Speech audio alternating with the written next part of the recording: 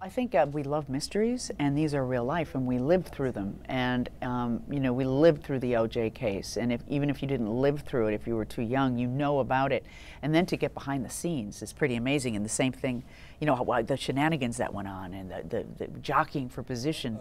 We are fascinated by it because this one in particular was a 17-year journey. So that in itself, that he was able to evade them, and then what made him become who he was is also interesting. So unfortunately, there'll probably be a lot of these kind of things to do shows about. I was watching him years ago. I like kind of non-fiction stuff with it. It's stories kind of, it's stuff that you can't make up. You know, it's like with this, as you said, the actual sketch artist, not the sketch not being the sketch, but a sketch of her remembering the sketch artist, and that's who she painted. Stuff like that, I was like, you couldn't create that.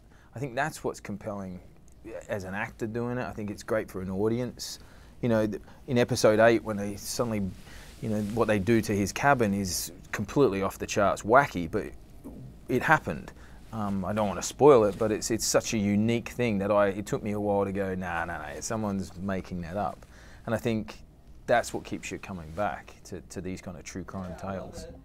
My first job, which was during this time, was America's Most Wanted. So I was doing dramatizations of real cases and following the Unabomber case because I was in DC for, you know, working with law enforcement and working with FBI. So I was, and yet I only knew what the public knew. And now, like, having seen the diaries, and the journals, and the unpublished autobiography and the case file, and talking to Fitz, it's amazing to be able to bring people behind that curtain and do it in an inclusive way where they're able to follow along. So I'm curious when you see it if you found that you could follow all the ideas and if we messaged those well.